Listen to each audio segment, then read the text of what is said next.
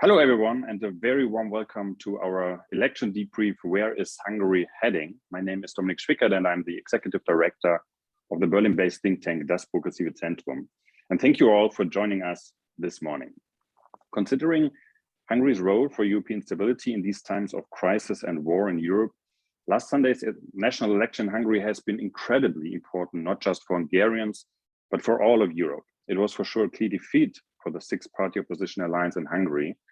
From an outside perspective, though, the opposition's effort to form a unified alliance of democratic forces has been also a fascinating undertaking to confront the increasingly autocratic Orban regime.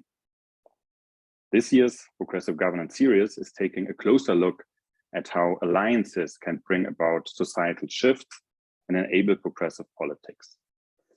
The recent Hungarian elections give us an unparalleled look at the challenges of building a very broad coalition across the political spectrum. We suggest analyzing the election precisely can also provide invaluable lessons on political strategies, messaging, and narratives under the condition of free, but surely everything but fair election with Orban and his party, who, as we all know, controls much of the Hungarian media landscape. I would like to say a big thank you to my dear friend László Andor from FEPS, our closest political ally in Brussels, for the ongoing cooperation and mutually inspiring exchange on the state of progressive politics in Europe. The last 2 days we were in Brussels at the FEPS headquarters, where we convened progressive think tank staffers from all over Europe and North America to lay the foundations of our Progressive Governance Summit, which will take place in autumn this year. And at this summit, we want to focus on capacities for progressives to govern in times of geopolitical crisis. And for this, we think resilient international and transnational alliances, as well as smart, maybe also unusual alliances within the national context are key. So stay tuned. And with no further ado, I will pass over to László. And after László, our policy fellow Mariá Skóra will take over and chair the debate and introduce today's outstanding panelists. László, please, the floor is yours. Thank you very much, Dominik. Good morning, dear friends, colleagues, guests. On behalf of FEPS, the Foundation for European Progressive Studies, I would also like to welcome everybody to this morning discussion, which I should start with a quote from the great Martin Luther King Jr., who said, "Only in the darkness can you see the stars." And I think this is a very appropriate quote for the current situation. Many of us in Hungary feel that somehow darkness has fallen on our country from a political point of view. We are locked in a situation which is absolutely grim and represents probably the worst existing example in the European Union for what is called democratic backsliding in political science. But obviously, this tendency of autocratization, extreme forms of nationalism should be a matter for analysis for political science. Probably libraries have already been filled with the case studies of the Orban regime, but now we have a new situation, and I believe our distinguished speakers will explain their perspective about the election outcome, the results, as well as the causes of this specific outcome last Sunday. Before handing over, let me just highlight that we absolutely cherish our partnership with Das Progressive Zentrum. We have been organizing many successful events in recent years about political analysis, but also economic policy. And this is absolutely productive and friendly framework also to continue in 2022. We look forward to many other events and projects being organized collectively between FEPS and DPZ. Let me also mention that FEPS is maintaining a strong profile in election analysis. And just today, our magazine, The Progressive Post, is publishing online a set of articles, 3 articles actually, about the elections. And this is a regular service FEPS is doing to its members, to its audience. If if general elections or presidential elections take place in EU member states, but sometimes also beyond the European Union. And in certain cases, we devote greater projects to the analysis of electoral outcomes. A few years ago, when the Portuguese socialist returns to power, we published a volume about it. When the Spanish socialists returned to power, we published a volume about it. We are discussing with DPZ the possibility to produce something similar about the success of German Social Democrats and the Greens. And we cannot wait to be able to publish a book about the Hungarian case. Now, when and how this future success comes, obviously difficult to tell now, but I will listen to the speakers eagerly to find out about not simply certain silver linings of the current situation, but emerging strategies, perhaps beyond the necessary analysis.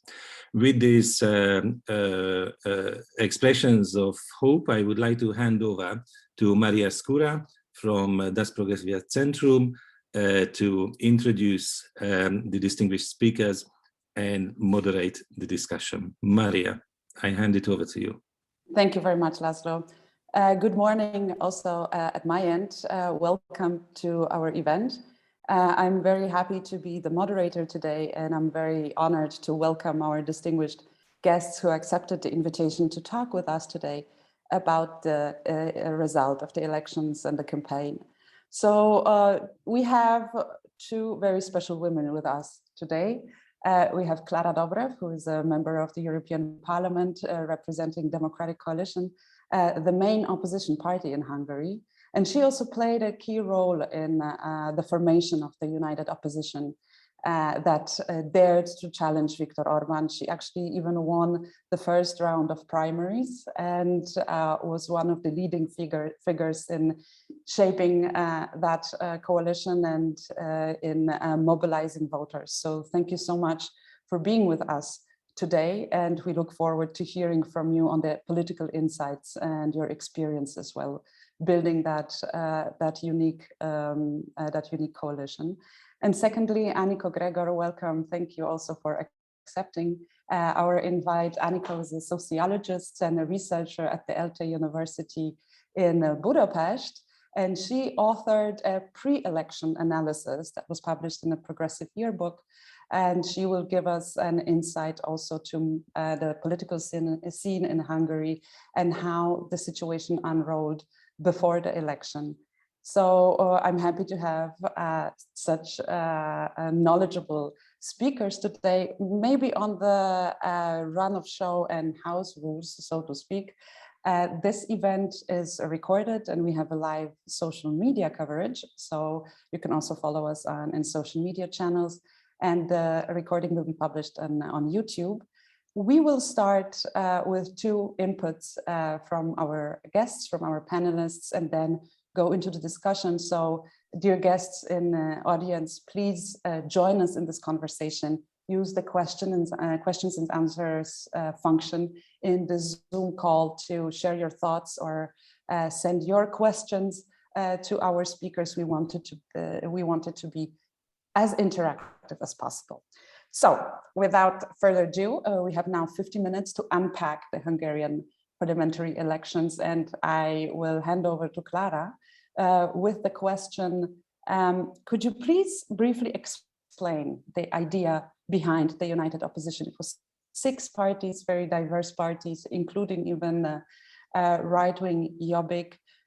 Where this idea came from, why the strategy was chosen, what was the main message you wanted to convey to the voters beyond being against Orbán and against Fidesz government willing a change, and what are the lessons you've learned from building that very diverse coalition? Well, thank you very much, and thank you everyone to join this conversation. And I'm definitely sure that in the near future, in the next few weeks, 1 or 2 months, we need a lot of discussions like that, because lessons learned are the ones what will help us to shape the future political action. In order to answer your question about the broad coalition, I have to just very shortly introduce to the public the situation in Hungary, and really shortly, because I know that you and we as well talked a lot about it, even in European arena, but let it summarize from the election perspective. I would highlight 4 different areas where the free election and the oppositional parties' campaigns and coalition are attacked by the Fidesz and the whole Fidesz system. The first one is the whole public administration. It already works in Hungary like a party administration, like a state party, like it used to be in the communist area, which means that all levels of the public administration are used in order to help Fidesz to win the election, from healthcare to education, from centralized organization to the decentralized organization. Doctors not allowed to talk in public about the real situation in the healthcare until, for example, the database for COVID vaccination was used at the end of the campaign for direct Fidesz messages. And there are a lot of examples like that, especially in small villages where the public administration had the power even to frighten voters existentially, in order that if they don't vote for Fidesz, there's not going to be any public first subsidies and so on. So first of all, this is a state party. This is the former Communist Party by its power, by its organization, and how it functions in favor of one party. Checks and balances disappeared absolutely from the system, and all state organization voted always in favor of Fidesz. So this is one. I mean, we even can devote a separate session on that issue. The second one are the enormous financial sources mobilized by Fidesz, which is actually coming from the first point that Fidesz used for election all available public sources. And it's not just simply that in the time of election, governments usually spend a little bit more on social issues, but public and campaign financing totally, the difference in public and campaign financing totally disappeared, the difference during the election campaign. Just a few examples. For example, for billboards, 88% of the billboards were Fidesz billboards, but sometimes not in the name of parties, but let's say in the name of civil organizations, so-called civil organizations, which were financed by public money, of course. And we can have a lot of different issues like that. Like, for example, the COVID database was used not only for Fidesz messages, but later on by the party in order to go and door to door to talk to the voters. So, and on the financial side, the oppositional parties were very much depressed. We had very strong limits of spending and we had no money. On the other hand, you have a party which is spending enormous amount of money. The third point is the Electoral Law, which was designed by Fidesz as their first step in 2010 when they came to power, which was absolutely designed in a way to favor the governing party. There were a lot of different changes in the legal system. The last one was 1.5 years before the election, and all changes in the same direction. It's not only gerrymandering, but in the direction that it should make for the opposition almost impossible to win the election. And the fourth one is media. We have talked about it a lot. I mean, I would say 90% of the media is in the hands of Fidesz, but it's not an absolute clear picture, because I would say 100% of the media which reaches everyone, even those Hungarians who are not taking political information on an everyday basis, who are not so interested in political challenges. To those people, I don't know, these are commercial radios or national TV and national radio. Just one example. In the last 4 years, Orbán and Fidesz had 100% coverage in the national, publicly financed national media and radio. And the prime minister candidate of the opposition had 5 minutes. 5 minutes, that was all. Never invited, never asked, could never say his opinion on his own. So this is the situation. And then it comes, absolutely, the question is valid. Can you defeat Fidesz on election in these circumstances? If you say you cannot defeat it, it means that it's only with a radical movement or with the own collapse of the system is the only one how Fidesz can be defeated. And the answer of the oppositional parties and oppositional voters were that even during these circumstances, we have to try everything.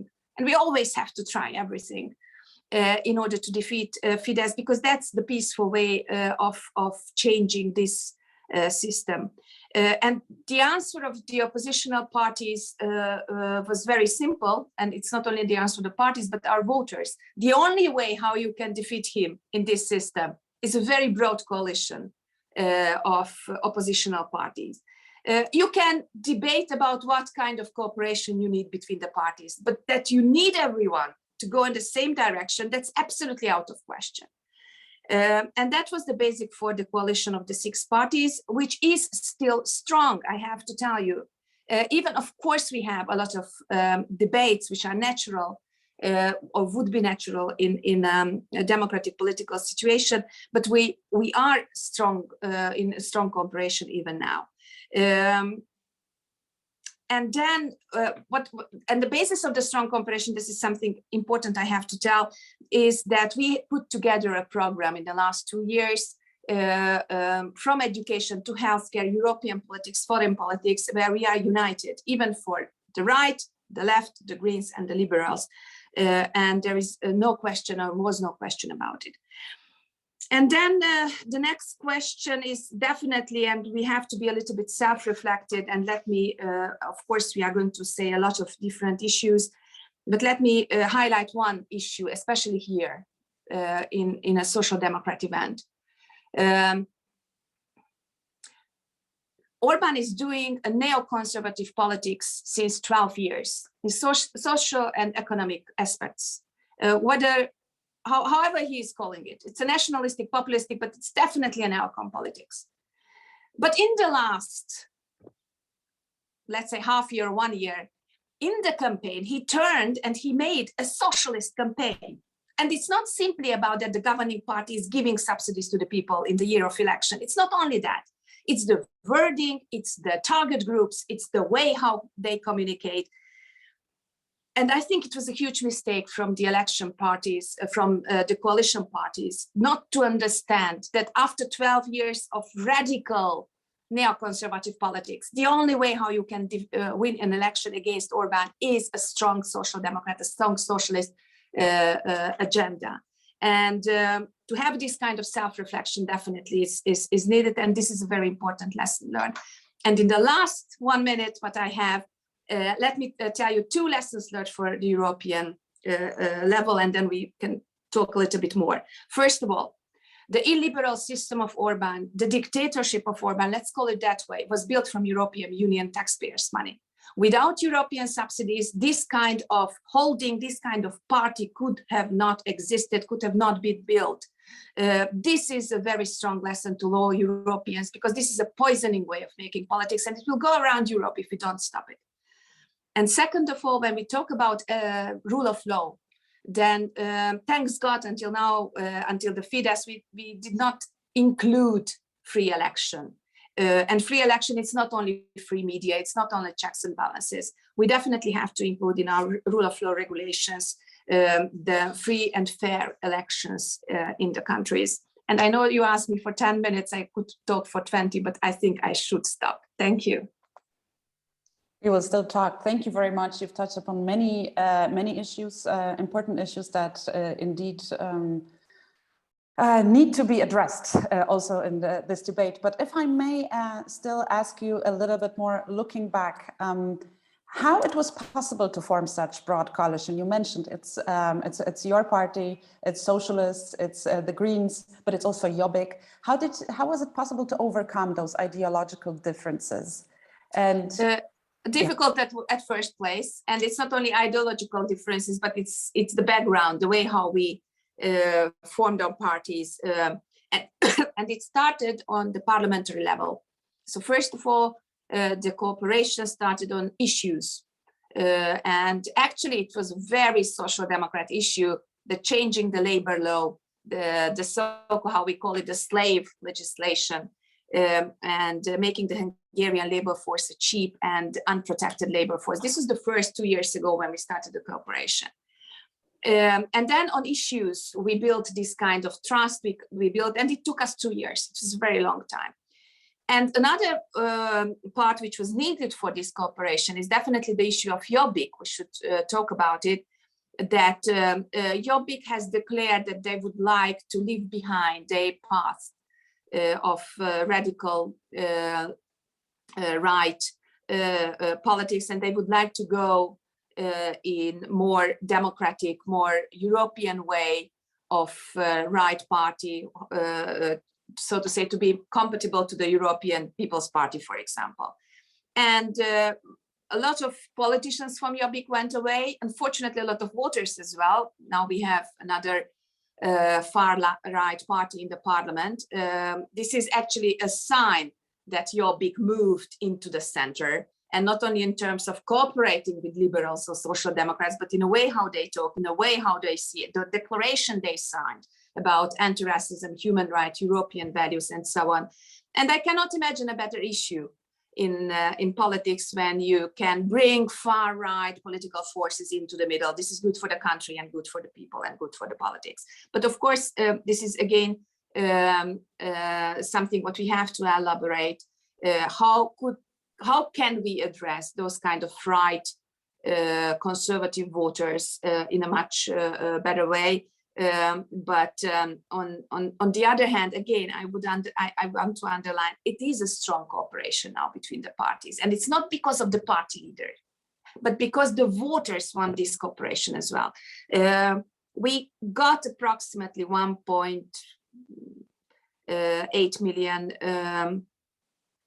votes, almost 2 million votes, and those voters are forcing us to go on with this cooperation. And I strongly believe that this is the only way to defeat Orbán. Yes, thank you very much. Well, creating such a broad alliance was already a unique experiment, but also in a way very successful experiment. And also your approach with the primaries and letting people decide who will represent them was very innovative, I would say, and not heard of in our pocket of Europe, in East Central Europe. So thank you for giving us the political insight, and I will turn to Anikó now. Anikó, could you speak about the political landscape in Hungary and maybe describe what Klára already mentioned, but in which circumstances this election was taking place? Where is this popularity of Fidesz coming from? Who are Fidesz voters? Is there a rural-urban divide in Hungarian society, or Budapest versus the rest of the country? And this election also took place in a very unique situation because we have war in Europe, war in Ukraine. Was it a game changer? Did it play a role? We're happy to hear your thoughts about that. The floor is yours. Thank you very much, and thank you for having me. Yeah, I was asked to share my thoughts about the election results and about the success of Fidesz, so I try to do my best here. Please let me perform a very stereotypical sociologist here, because I would like to share the general results, so some thoughts about the general results. So the turnout rate was 70%, which is quite relatively high. So more than 5 million voters went to the ballots, and yeah, it is true that the United Opposition gained 1.8 million of the votes. However, compared to the 2018 elections, it is a loss of 1 million voters if you take the votes of the parties in this united coalition. And Fidesz could gain again 2.9 million voters and votes. So it looks like a general principle that regardless the time, regardless the year of the election, it is the success of Fidesz that they can bring close to 3 million voters anytime to the ballot. So I think it's one of the strategic questions if, for example, the united opposition, and that was the idea behind, or partly the idea behind having Péter Márki-Zay, a right-wing prime minister candidate, to have him as the head of the united opposition and have him as the prime minister, if he might if he could send some message to the disappointed Fidesz voters, and it turned out that clearly it was not the case. So the number of the votes for Fidesz didn't decline because of this. And at the end, finally, with more than 50% of the votes, Fidesz could win because of this distorted electoral system that Klára presented before. So because of gaining 52% of the votes, Fidesz can have again more than 2/3 of the parliamentary seats. So I think this is a great example to see how the electoral system is really biased and distorted towards the party that wins the more popular votes. And I think that behind the success of Fidesz, we can make a distinction between two important conditions or factors, and one of the factors of one of the group of the conditions, I think on these factors the united opposition really didn't have and doesn't have any significant effect, so we should take it as a side condition. Klára mentioned the electoral system. Also, we should think about the complete governmental control over the public media, but not just the public media is controlled by the Fidesz, but a significant part of the private media sector, the private media industry, is also owned by governmental close oligarchs and businessmen. And yes, crazy amount of public money was spent on practically unlimited resources the government had. So a huge amount of money was spent on smear campaigns against the prime minister candidate and other participants or other politicians in the united opposition, defamation campaigns. And it was really, really ugly, I have to tell you. And the YouTube was full of smear videos, and it was really, really difficult. So this was one of the groups. But I would like to follow what Klára said about this reprofiling of Fidesz, or finding the socialist profile of Fidesz, because I think that it started not just in the last few months, but if you take the statistics, for example, the poverty statistics in Hungary, it is clear that since the middle of the 2010s, so around 2016, 2017, all of the poverty rates started to decrease actually because of the politics of Fidesz. And it is not just because of this situation, especially in small villages, that Fidesz changed the profile of the welfare profile of the country. So there was a clear shift, as they said, from the welfare state to the workfare state. So a lot of benefits now are linked to labor market participation. If you are not employed, then you are not entitled to benefits for a lot of kind of benefits. And in the small villages, the public work that was introduced before 2010, but Fidesz built up a very broad system of public work later on. So it helped a lot of people first to have a job, even if it is extremely low paid, but still better than nothing. And it fits perfectly to the neoliberal ideology about working. And if you work, you still have more human dignity, or you feel more human dignity instead of the situation when you receive certain welfare benefits and you feel that you are ashamed. So I think this emotional or this this emotional aspect is also very, very important. And yes, Klára is right about that, that the EU funds, and not just the EU funds, but easing further the inflow of Western foreign direct investments, and not just, I'm talking here about not just the automotive industry investments, the German automotive industry investments in Hungary, which are very, very important, but lowering the corporate tax subsidy, it was again a very important part of having more money that could go into the so-called welfare system. So I think that Fidesz was very successful in introducing welfare, a very special welfare program. That is, and this is the tricky part of it, a very perverse part of it, it favored absolutely the wealthier. So the more wealthy you are, the more subsidy you get, the more you gain, that's why it is not a real socialist system. So the redistribution system favors the wealthier in the country, but the standard of living has been increased in every social strata, and we have to admit it, that it was part of the program, and it was not just this electoral budgeting, like, okay, before the elections, we are going to spend a lot of money on that. And just briefly about the urban-rural division, yes, you can see in the electoral votes that the united opposition gained more votes in terms of the ratios.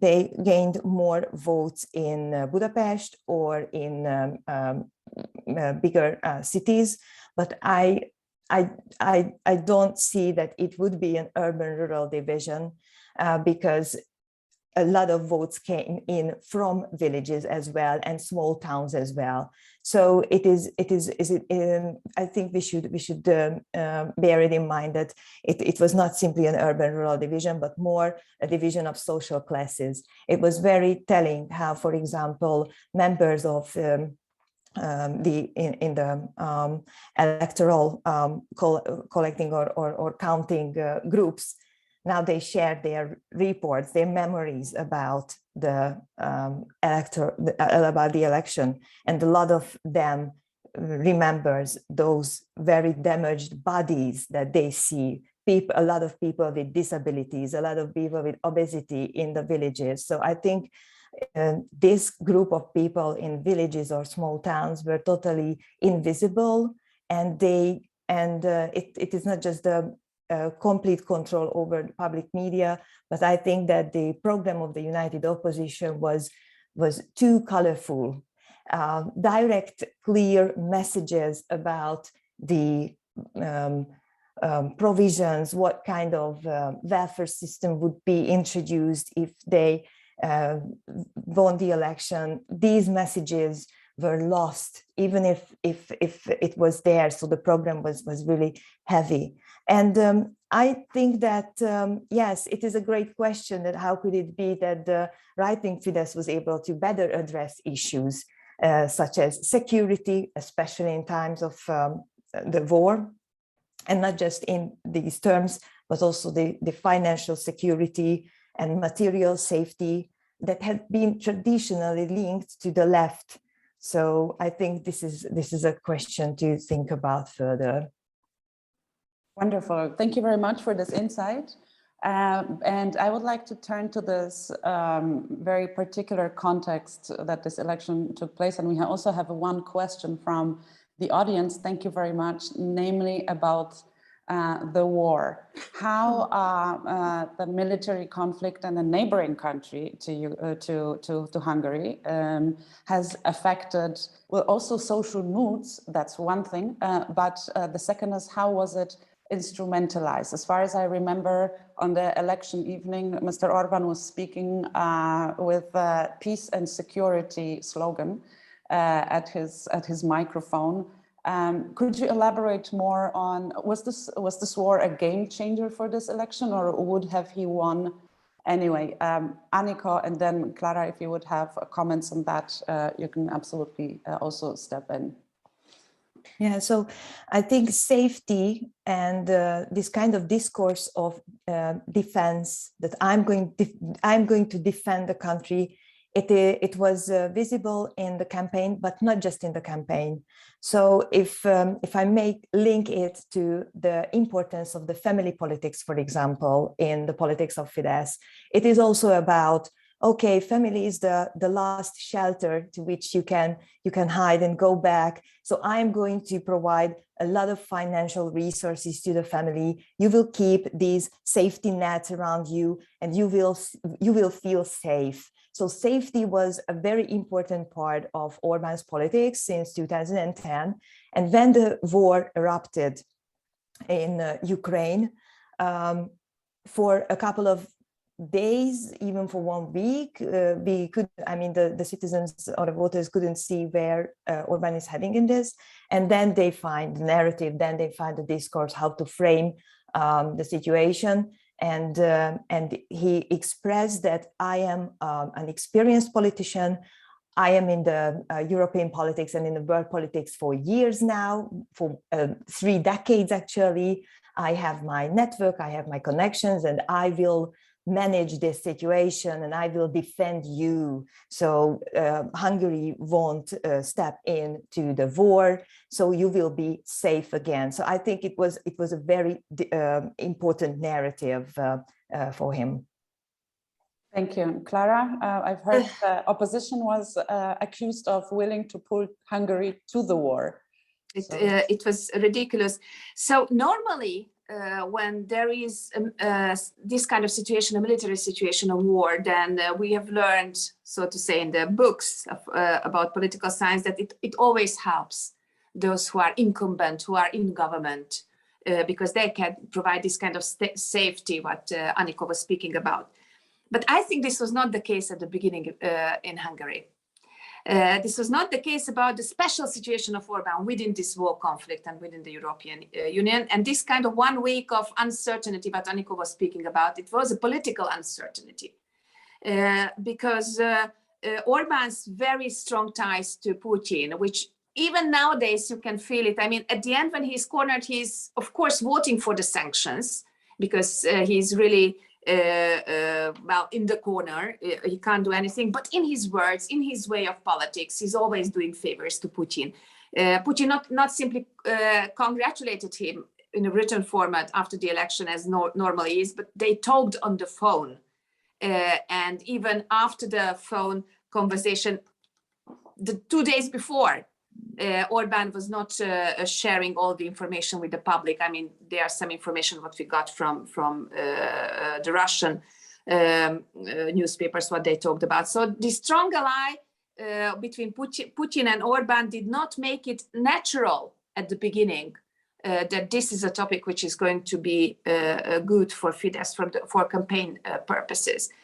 And again, a little bit of self-criticism. This was a mistake of the opposition as well, that we could not point out, and there were some communication mistakes which was used by Fidesz in a very harsh way, but we could not point out that the peace, that means the opposition, because peace means European Union and NATO, and this kind of weakening the ties towards the UN, NATO will bring us in a much more difficult situation. And at the very end, when Fidesz in the last, let's say, 2 weeks found his superpower, to a sort of secret weapon, and actually this communication, this was simply at the end killing us. In a small villages, people truly believe that the opposition has a secret contract with Zelensky, that we are going to send young boys to Ukraine to fight. And even how it sounds ridiculous to our eyes here, sitting in this Zoom meeting, but it was simply 24 hours a day in the last 2 weeks, in every channel, written format, radio, television, from the mayors, from the public administration. That was the only message. At the end, that was the only message what was sent by Fidesz, but it could have been the other way around. I'm definitely sure, to be a little bit reactive towards our political field. Yes, thank you. And so in the end, we have another Fidesz government, another term for Viktor Orbán. The election, as you mentioned, were not fair, and because of the electoral system, gerrymandering, first past the post, but also the media landscape dominated by pro-government media buying voters, and smearing campaigns, also using the war. So, but this is where we are. We have Viktor Orbán, and let's try to look into the future a little bit. So what does it mean for Hungary and for Europe, another government of Viktor Orbán? Where do you think, what did you think will be his first steps or directions he will move the country towards? And this is maybe a question to Anikó. And then Klára, to you, because you have great experience in Brussels. What do you think it means for Europe, and what you think the EU could do to keep him contained in the future so that he doesn't undermine the European unity? But Anikó, first to you, what it means for Hungary. Yeah, thank you. So I think if you take the relationship with the EU, I think it will be business as usual. So that's what I expect. I know that there are some rumors, and it comes up from time to time that maybe there will be a Huxit, so Hungary would leave the European Union. I don't expect anything like that in the upcoming 4 years, but maybe Klára has different views on this. We will hear her soon. So because as we both said, this system relies on the European Union funds. So Orbán needs the EU. That's the question. If the EU, I know that now the conditionality mechanisms is being launched, but I don't think that it will have strong or strict consequence on Orbán's politics.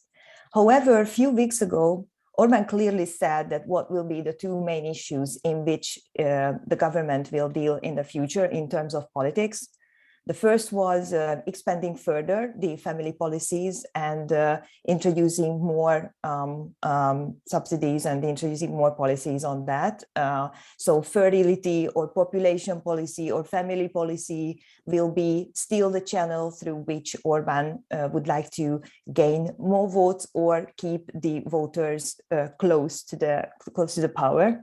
And the second thing, and I think it is really, really interesting, that the defense industry and different industry investments are going, it will be a strategic field according to Orbán.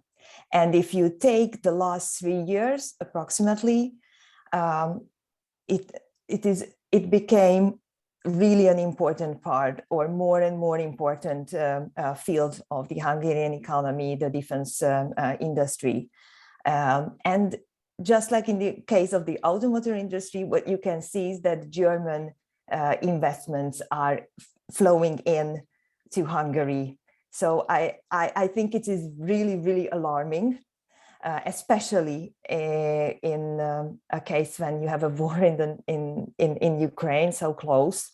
But again, Orbán could see the potential in this. So I think we should pay more attention what is happening in the defense industry, because it will be one of his pillars of his politics. Thank you. And Klára, the Brussels perspectives, we got 2 questions from the audience asking exactly this. Would cutting off Orbán's government from EU funds would help to improve, especially the democracy, the state of democracy in Hungary? And what do you think about the rule of law mechanism of introducing this to the redistribution of European funds? What do you think? Well, let me start just from one step behind. The question is what we have to raise to ourselves, whether the fourth 2/3 majority of Orbán, does it legitimize him even more on the political field and on the international field, or is it a proof a clear proof of being a dictator. And I have to tell you that historical examples show us exactly, and not only what I have told you about the checks and balances, media and public administration and whatever, but two-thirds majorities are achieved by communist areas, by Kim Jong-un in North Korea, and by Putin. 4-time two-thirds majority is a clear sign that there are no checks and balances in this system at all. And this is a very important question when we then go on for what the EU should do in the next few years. So this is number one. Number two, let's be absolutely clear, and lesson learned for the EU. Dictators or aggressors are starting always in their homeland. Putin started first to kill the free media, then the civil organization. He told that the civil organization are, I don't know, Soros agent and foreign agent and so on. The trade unions providing some kind of shield to the workers.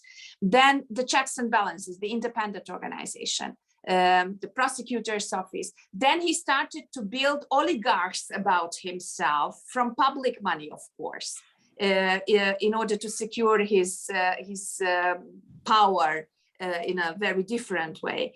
And then in order not to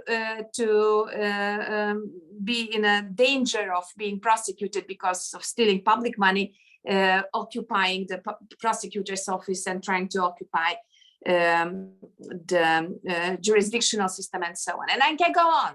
How first he started at home. And the worst thing in this line, what I'm telling you, is that it's exactly the way what Orbán has done in the last 12 years. It's the way how Putin built his power. It's the same way how Orbán is building his power. That's Navalny's secretary when he came, assistant when he came, she came to Hungary, made such a comparison, and it was shocking. It was really shocking. So there is a point where Europe has to realize it. And finally, I have the feeling that it is realized. And Anikó is right, but she's a scientist, so she has to analyze the situation, what is now.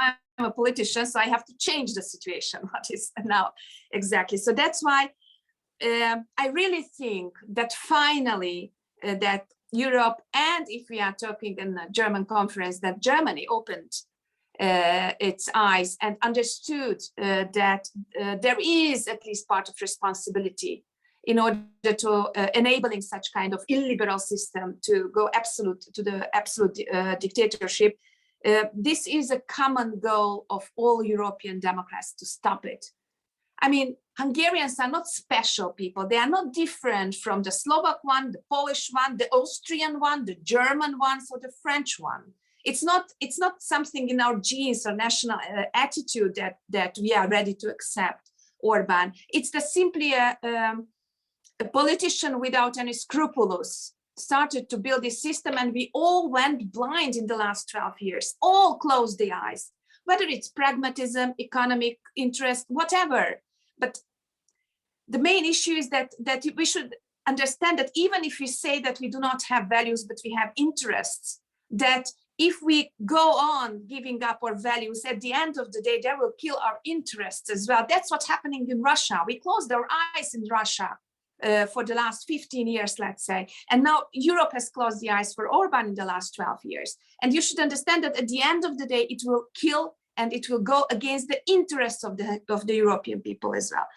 So that's why I'm so emotional about it, because yes, this is one of my goals, that European money and European taxpayers' money cannot fund dictatorships anymore. And I'm telling it as a Hungarian. And my last sentence is that I read it a lot of time that, oh, that's what Hungarians want, they voted for Orbán and so on. No, it's not true. Hungary is not equal to Orbán.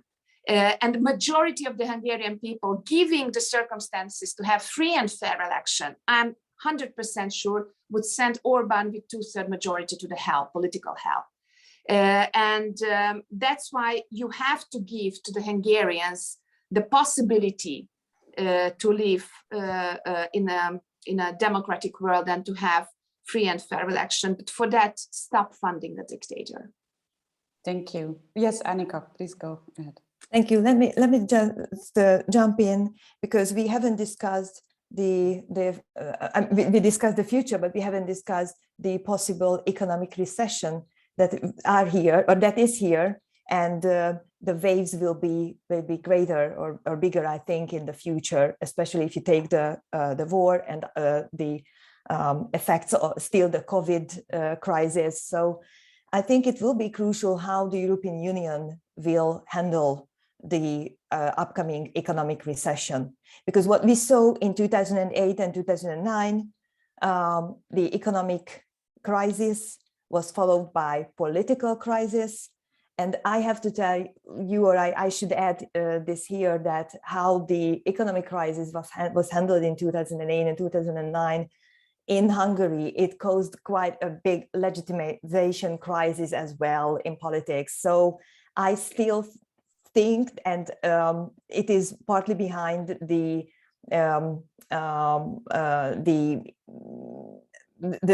it is partly behind why Jobbik, for example, lost quite a few voters. Or this is one of the assumptions, that the number of the voters of the united opposition decreased by 1 million people. They were mostly the voters of Jobbik, which had a very clear anti-pro-2010 government agenda, that they didn't swallow the pill of voting for a coalition that contained quite a few politicians who were part of that government, or who had important positions there. So if the European Union, so just go back to the European level. So if the European Union would push further what Klára, for example, pushed really hard and was the leading figure, for example, behind the European minimum wage program, I think it would be a very important tool to provide a kind of material basis, material safety, security for many in Europe, not just in Hungary, but elsewhere. And it will be important in other countries as well. Or, for example, the idea of the European Healthcare Union, it will be, again, a very important part of this possible solution. However, for example, in this case, we should talk about the East-West division on that. So how a lot of Eastern European workers in the family sector, in the healthcare sector, in the care sector, went to Western European countries, work there. So there is a clear care crisis and care deficit within Europe. And to be honest, I really do not see any serious step to handle this situation or to address this problem. So maybe we can think about the European minimum wage program and the healthcare union as a part of the possible solution, or just to refer to László's program, the Social Europe program. So I think the social pillar of the European Union should be stronger. And the upcoming economic recession, it would help, for example, to solve the problems caused by the upcoming economic recession. Great. So we are already having some recommendations or ideas how to improve the situation and maybe come up with more positive prospects for the future. Klára, last question to you. Lessons learned for European progressives from that election. There was a broad coalition, there was amazing energy, voter mobilization, yet it didn't play out as you would wish. What would you change, or what is the lesson you would like to pass on to, for example, Polish colleagues? The election is coming next year. Situation there is also pretty dire. I was thinking long whether to say the first sentence, what I'm going to say, but I would like to say it at the end. Simply the fact that the European Commission led by Ursula von der Leyen, 2 days after the election, launched the rule of law preconditionality, procedure, with the topic that they did not want to interfere in the election. That was an interference in the election, helping Orbán. And this should be clear for all politicians, especially in the Commission. That was a clear interference, which helped Orbán to play the European politician role during the campaign. So lessons learned for European level are two sides. First, and I'm going to repeat myself, and Anikó is right. Let's start with this. I strongly believe that the challenges ahead us in the next decade, they have to be addressed from the socialist, social democrat point of view. We simply need a much better and much more effective, but much stronger state. And not only in healthcare, social issues, education, but in innovation. You see what happened during the COVID, or now when, during the climate change, to combat the climate change. We have to understand that we need a much better and socially much more focused politics. This is number one. Number two is repeating myself. At the end of the day, values are not simply there because you want to be a good person. But history simply taught us that the values are the values what we have developed and we share commonly are helping us to have a better life, speaking in an absolutely simple way, and providing better life for our citizens. When we, for short-term interests, make compromises with our values, then on the long term, we are going to lose on the battlefield of the better life as well. And exactly that's from the climate to the Russian foreign policy in Russia or even in the Middle East, to the rule of law issues now with Hungary or even Poland. Let's focus it because we just forgot about it because of the reason. So my second thought is that, of course, being a politician means that sometimes you have to take decisions which are pragmatic. That's absolutely clear. And I myself take sometimes decisions where I really know that this is a pragmatic decision. But on the long term, if you make always compromises with your values, then you are going to be on a bad side. So be more social and social democrat and stand up for rule of law. Do not fund dictators. Wow, that's a fantastic summary of our discussion today. Compromising the values you've already lost. We slowly have to wrap up, so I will just ask you the last question. When do you think Hungary will be ready for a progressive, pro-European female prime minister like Klára Dobrev? If we take all those recommendations you made into consideration, if we manage to implement them, when do you think it's going to happen? Anikó. Well, it's an interesting question. I was wondering when I read the question, I was wondering whether if we would ask the similar question in the case of France, for example, just to having the elections, that they are going to have the first round of the presidential election this weekend. So why do we ask this question regarding Eastern European countries, but not Western European countries? So I think that it is not just simply about Hungary, but it is more a general question. So I do hope that it will happen soon. However, if you followed the presidential, well, it was so in Hungary the parliament elects the president. Now Hungary will have a female president soon. So in this case, Hungary was ready for that, even if her political family was not a progressive one. Yeah, Klára, what do you think? Prime Minister, understanding the main meaning of the question. So I think Hungary is ready. Hungary is ready for a progressive democratic government and progressive democratic leaders. Hungary is in a trap.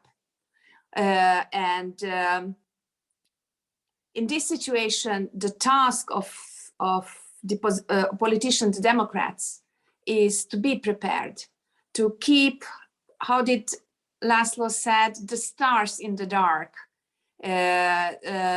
this light alive, because we have several thousands, hundreds of thousands people around the country who were working hard, not simply voting, but working hard for the democracy to succeed in Hungary. And we have to keep their will and their hope alive, because we have to be ready. In dictatorship, you always has to be ready. Whether it's going to be a female or a male one, and who is going to be, that's the question for the future. But that we have to keep alive the hope that once the majority of the Hungarians, because I strongly believe that the majority of Hungarians wants a European Democrat country and government, and that this dream will come true. That's our task, the task of politicians, to keep it alive. Thank you very much. And I'm happy we could finish this conversation on a positive note. I wish you all the best and strength in the efforts of fighting for democratic Hungary. Thank you very much for joining us today, Klára, Anikó. Thank you very much, Das Progressive Zentrum and FEPS, for organizing this debate. Thank you very much to our audiences for questions and for being with us. Please check out the analysis Anikó wrote for the Progressive Yearbook. Please check out the commentary of László Andor published in IPG yesterday about the elections, and follow Klára Dobrev on Twitter and her activities in the European Parliament. Thank you very much. Have a good day. And I hope next time we speak in a completely different situation about the victory of the united opposition. Thank you. Thank you. Thank you very much.